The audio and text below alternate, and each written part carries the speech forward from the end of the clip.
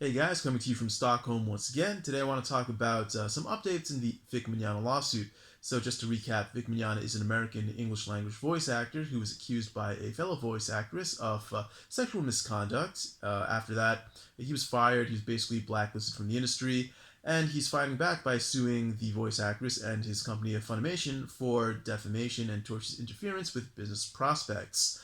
I believe there were 17 total counts. They were all dismissed by the trial court judge very recently, and it looks like there's a very strong likelihood of appeal. So, just to give you my thoughts, what's going on right now, the judge's written opinion in this case was very brief, especially for the number of defendants, the number of counts.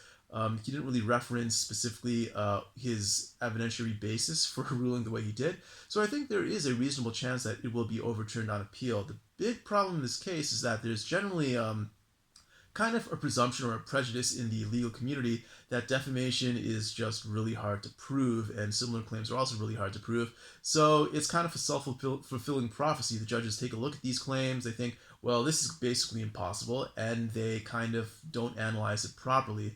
I think it's very likely that this is what happened here, and the judges at the appeal court, if they do review the evidence properly, I think there's a good chance that it's going to come back down to the trial court, but there's a good chance it'll also just be upheld because many lawyers and judges just have this set way of thinking.